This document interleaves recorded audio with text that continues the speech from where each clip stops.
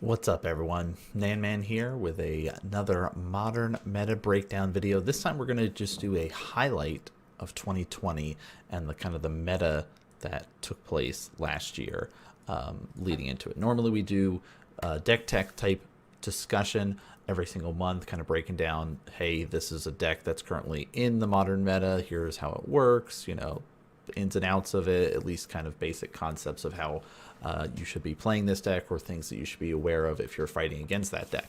But end of the year, beginning of the new year, we like to kind of do kind of a recap of what's been going on in Modern. So Modern has been kind of a little bit weird in 2020. The pandemic shutting down shops and messing with events and stuff, and pretty much everything's moved online. So things got a little bit weird. There was also a bunch of new cards that mess things up in Modern. There was quite a few cards that ended up getting banned in 2020, and part of that was due to the way things were working with certain decks. So let's chat a little bit about the cards that are still in 2020 number one, right? The ones that we need to be most worried about was, of course, Urza. The Urza style decks, these artifacts, fast mana style decks, were kind of really taking over. If you remember 2019, Modern Horizons came out. Hogak was like number one. Hogak, they worked really hard and just kept finding ways to ban pieces of it until they were just like, all right, no more enablers. We're just going to get rid of Hogak. We've done it, right? No more Faithless Looting. All right, no more Bridge from Below. We're just getting rid of all these pieces. We're not going to deal with it. And then people started kind of saying, okay, what other cards from this set can we really start to break? And that's where kind of the Urza style decks and these Urza, basically Lantern Control shifted into this Urza thing that then shifted up into this even more powerful styles of decks that were popping up. So very beginning of 2020, January 13th to be exact, was the ban announcement, ban list, boom, popped up. Hey, Mox Opal's gone, Oko's gone, and Mycosynth Lattice. I have a hard time with that one. The Lattice is banned. So Opal enables the kind of Urza decks to just kind of power up even more, or Mox does, and Oko allowed players that were playing like Moxes and stuff to just be like, all right, now he's a 3/3 elk and I can beat you down, or I can manipulate things. And Oko just like destroyed every format, essentially, if you guys don't remember that. So he got banned. Luckily, Mox got banned, which I feel like all the affinity players that existed, or affinity style decks that existed, people got real sad about it. But fast mana, people have kind of known it was going to happen eventually. The Lattice, though, is a little bit different. That was more of a lockout card because of War of the Spark. They had Planeswalkers that were printed with basic abilities, just sort of, hey, if it's on the battlefield, this is what happened. So we've got our Karn out there who now says, guess what? Artifacts that your opponent control can't activate their abilities. And our Lattice turns all permanents into artifacts. So let's just stop people from playing the game is basically what certain players were doing, especially Tron players were running this and just sort of doing the lockout strategy. So it makes sense why those were gone. But really, it's like Urza was still, causing problems. 2 months after that, we saw Once Upon a Time get banned in Modern. Again, cards that are free seem to be a problem for extended formats. Being able to have this in your hand and just cast it for free, find a land or creature, just like streamlined so many decks. I remember just for that small period of being able to play Infect and just being like, oh, yes, this is the greatest thing ever. I feel like I'm playing like I had Gitaxian Probe again. Just the power level of this card is so good. And then they took it away from me. The other one, of course, is our Astrolabe. Basically the mana fixer when it comes to snow permanents. So let's just kind of do some adjustments. And it allowed those Urza decks to, instead of just being like, hey, we're going to be this kind of 1-2 color deck, this, blue, black, blue, green, however we're going to do it, mono blue, we're just like, no, we have Astrolabe. We're going to be a 4-color deck. and just like how powerful 4-color good stuff essentially is what this worked out with the Astrolabe. So they banned that, and it basically kind of slowly started to push the Urza decks back down. Now, as things continue to shift, we had companions rise up. Ikoria released these new cards that were just super powerful.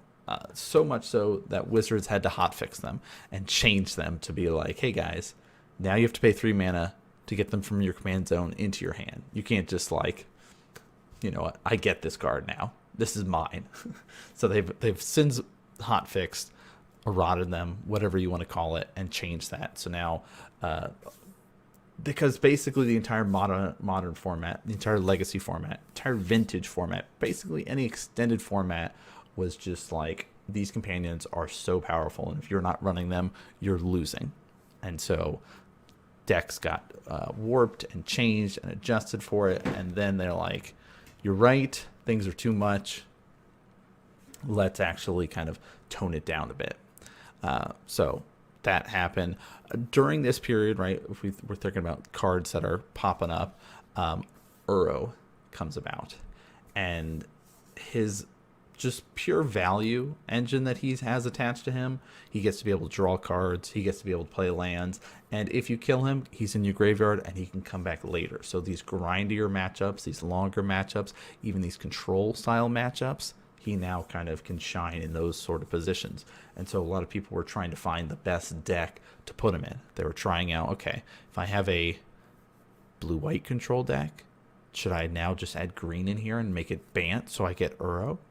Right? How is the best way to kind of optimize this card in Modern? And so people have been starting to do that. And Uro really rose up, especially kind of in that fall time period, as kind of the #1 card to see in different decks in the Modern meta, especially now as we're kind of the very beginning of 2021 right now. Top 5 decks most popular percentage wise of the meta. 3 out of those top 5 are going to be Uro. So we've got Omnath, which is our 4-color Uro. We've got Sultai, which is our 3-color blue, black, and green. And then you've got your Teamer Uro, blue, red, and green. So this should give you at least an indication of kind of newer cards that are printed having the effect. Because if you also look at the other 2 most popular decks, Hammer Time, all right, and Rakdos Death Shadow. Death Shadow, again, based more on previous versions of Death Shadow, has Lurrus added in here. Those companions that we were talking about a little bit ago. So even though they hotfixed it, it's still important and relevant in certain matchups like this Rakdos one. The Hammer Time, part of its popularity rose up in the fact that most of the Modern meta is being shaped by only playing online now instead of in person. So cards like this, that it's like, hey, I'm going to throw together some old cards, I'm going to throw together this dumb hammer and a bunch of cheap 1 or 0 cost artifacts like, you know, Ornithopter and Memnites and things like that. I'm going to throw this hammer on it and just whack you and kill you. All right, try to make it an OTK style Hammer Time. So we'll talk about and highlight some of these decks, but really it's all about this change in the rise up of Uro in the Modern scene as kind of the way 2020 shaped up to be. All right. Originally it was, how can we deal with Urza and this control style, snow style deck that was existing. And some people are still trying to make the Urza style decks work, but they're more of like an Emery style. Urza still exists. But it's really shaped up into, this is kind of a either blue-red, so it can run Goblin Engineer and maybe a Galv Blast or something like that, or it's just mono blue style Thor, or blue black, I guess, if you think of just like old school Thopter Foundry style. So you basically kind of go one of 2 ways now with it, and they're not as strong as they used to be. And part of that is like, if I'm playing this sort of control style Urza, Sword Foundry, whatever, we can trade resources against another type control deck. But as soon as you have Uro, my resources have a kind of shelf life now. I'm going to use all these resources, and I've committed all this stuff. We've played this counter war out, and now I have no way to stop you from saying, well, all these resources that I have used, I'm now going to exile and play Uro. Do you have a way to answer him? Nope. Okay, cool. I'm going to draw a card. I'm going to, put a land onto the battlefield and just accelerate and keep going while you're left kind of spinning your wheels, running out of gas. So that's why those decks kind of fell off as Uro rose to kind of the forefront of 2020, especially the end period there. And now it's kind of, if your deck can't fight against that, then you're going to have a really, really, really hard time. Some of the burn decks exist to try to kind of race against it, but again, the life gain and stuff, drawing card, it's like there's a lot that you have to compete against. Also, a lot of people in 2020 were trying to find the best place for Stoneforge Mystic, and a lot of it was like, okay, is it this Bant style? Am I playing like a Snow style of play, so I can play like my Ice Fang Coddle here, so he can flash in, he could help me draw cards? Am I playing just like a blue-white shell? Like how is this going to work? So people have been trying to kind of fit that into there. Other kind of main companion besides Luris that you guys will see from time to time would be kind of these like aggro red decks, like with Obosh. So if a source that you control with an odd converted mana cost would deal damage to a permanent or a player, it deals double that damage. So occasionally you'll see a few of those kind of running around, but for the most part, those are the main companions. Every now and again, you'll see like a Euron, like combo deck with like Kiki Jiki or something like that. Just like, hey, I'm gonna like combo win, just super, super grind. Occasionally you'll see that, but for the most part, it's mainly Aluris as like #1 card to have in Modern. Occasionally Obosh, occasionally Euron. But yeah, that's kind of our breakdown of 2020. It's really just like can be defined by the fall of Urza and the rise of Uro. Simic is the color choice now if you're going to be running control, if you're basically trying to play longer games, right? It's allowing people to play Sultai now because of the fact that Uro is so good. For a long time, people were like, man, there's so many good cards in these color pie, right? I've got, Fatal Push, right? That's a super good card. There's things like Abrupt Decay, right? I've got things like Assassin's Trophy. There's Damnations that exist. Like, there's got to be Heartless Act. These powerful removal spells. People even have disruption stuff, Thoughtseize, Inquisitions. There's got to be a way to fit these in with the power of control, right? Okay, so let's see what we can make work with it. People were trying to make Wilderness Reclamation work in a lot of decks previously that just didn't have enough backbone to go with them. But now with Uro, it's just sort of like, hey, Sultai has gotten even better.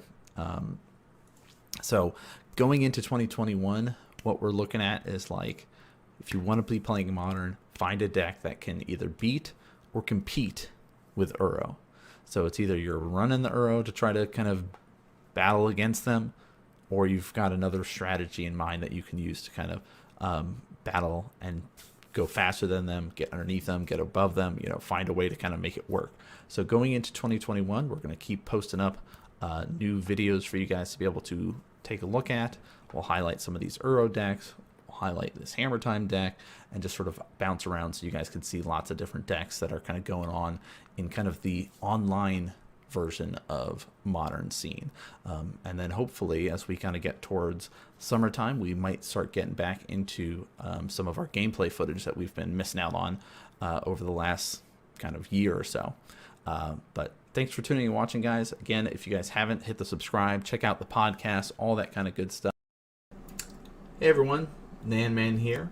I'm a StarCraft 2 and Magic the Gathering content maker and commentator. Thanks for tuning in and watching, guys. Make sure to hit that subscribe button and check the description for more information about other content that I'm doing. I've also got a new podcast, Nan Man's Nerd Corner, which you guys can find out on Spotify or iTunes. It's got a bunch of Magic content as well as other stuff. Thanks for tuning in and watching, and I'll see you guys next game.